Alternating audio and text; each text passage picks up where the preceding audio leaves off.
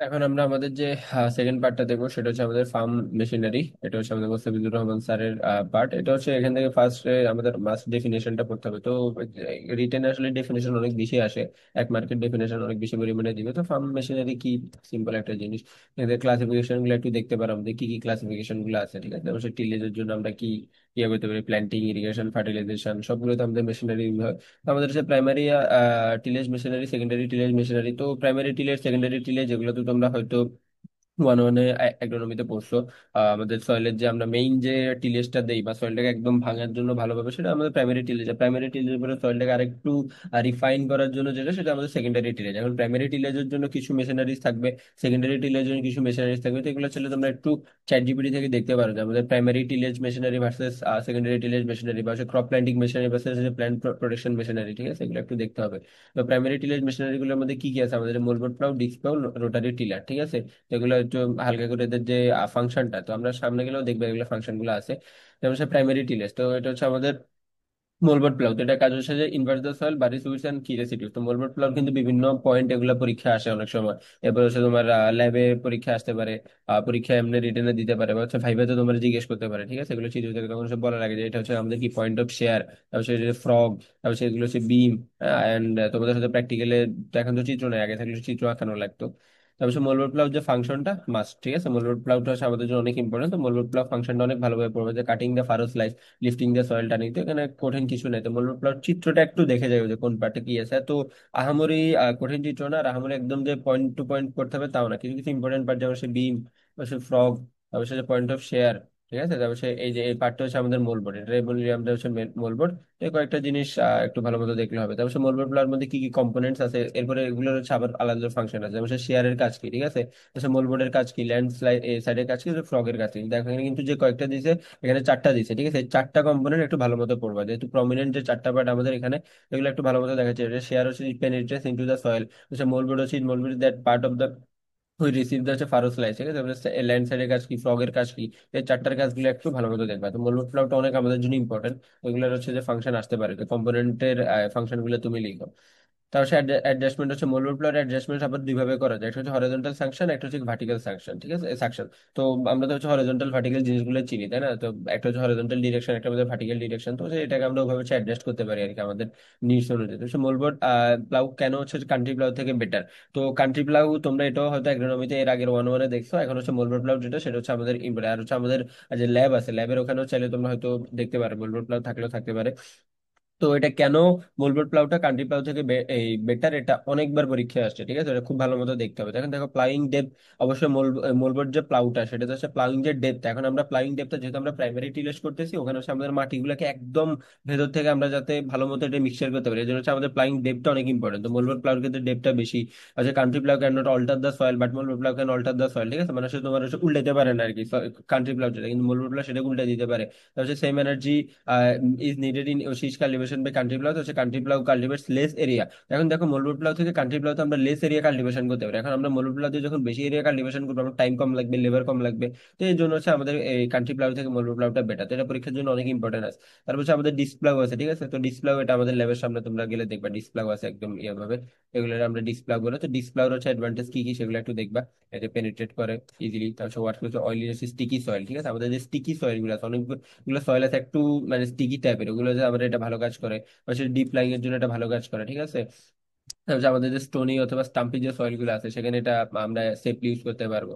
এখন হচ্ছে disk angle, ঠিক আছে। তো হচ্ছে ডিস্ক অ্যাঙ্গেলের মধ্যে আমাদের দুই ধরনের, একটা হচ্ছে ডিস্ক অ্যাঙ্গেল, একটা হচ্ছে টিল্ট অ্যাঙ্গেল, ঠিক আছে। তো এগুলো হচ্ছে কুইজের জন্য ইম্পর্টেন্ট, আমাদের ডিস্ক অ্যাঙ্গেল কতটুকু থেকে কতটুকু, যে গুড প্লাউতে 42 থেকে 45, আর টিল্ট অ্যাঙ্গেল হচ্ছে কত, 15 থেকে 25, ঠিক আছে। তো ডিস্ক অ্যাঙ্গেল কি, টিল্ট অ্যাঙ্গেল কি, এগুলো একটু দেখার চেষ্টা করো। তো ডিস্ক অ্যাঙ্গেল কি, দেখো ইট ইজ হচ্ছে angle at which the plane of cutting edge of the disc is হচ্ছে inclined to the direction to travel, ঠিক আছে। এটা হচ্ছে আমাদের কি ডিস্ক অ্যাঙ্গেল। আর এটা দেখো যে এটা হচ্ছে আমাদের কি টিল্ট অ্যাঙ্গেল।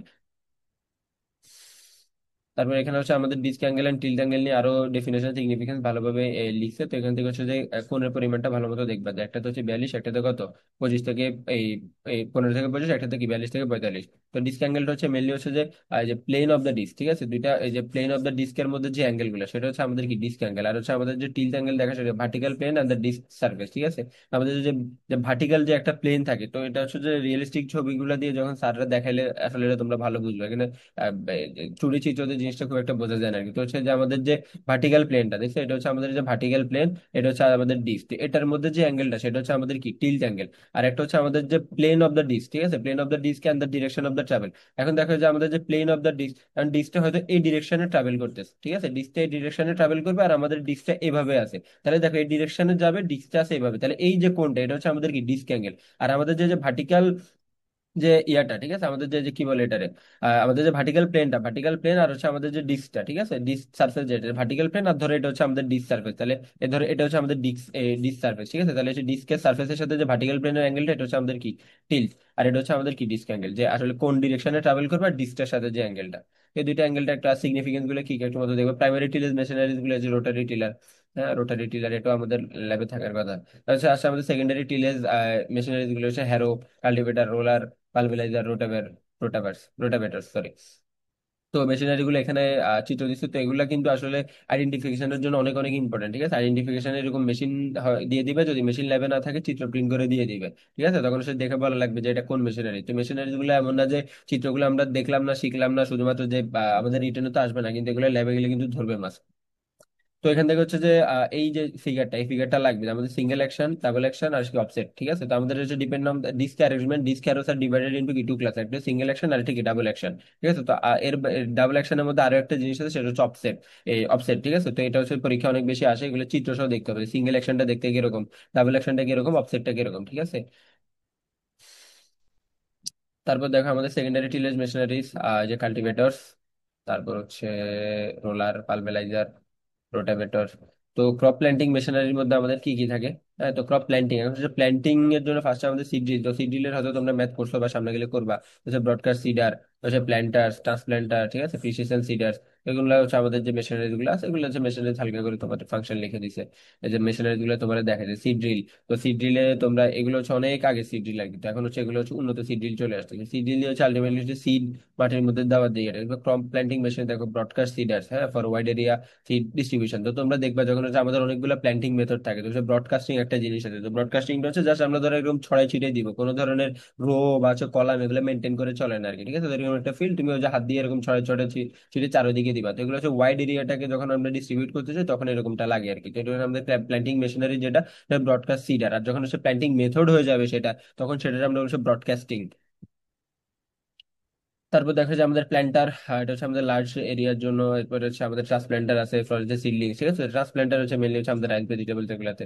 তারপর হচ্ছে যে প্রিসিশন সিডাস, জিপিএস গাইডেড, ঠিক আছে। তো এগুলো হচ্ছে একদম তোমার অ্যাকুরেট প্লেসমেন্ট। তো দেখবা যে অনেক জায়গায় থাকে যে একদম রো কলাম সব সিরিয়াল বাই তোমার হচ্ছে যে যখন হচ্ছে মেনটেন করা, ধরো একদম এই বরাবর তুমি সিট গুলো দিবা, তখন সেই রকম হচ্ছে প্রিসিশন যে সিডার গুলো আছে সেগুলো একদম অ্যাকুরেট তোমার হচ্ছে জায়গা মতো বসাবে আর কি। হচ্ছে হারভেস্টিং এন্ড হচ্ছে থ্রেশিং মেশিনারি, তো এখান থেকে হচ্ছে অনেক বেশি ইম্পর্টেন্ট রিপার আর থ্রেশার, ঠিক আছে। রিপার আর থ্রেশার নিয়ে প্রত্যেক বছর প্রশ্ন আসে যে রিপার কি, থ্রেশার কি, রিপারের কাজ কি, থ্রেশারের কাজ কি, তো অনেকে প্যাচ লাগে ফেলে।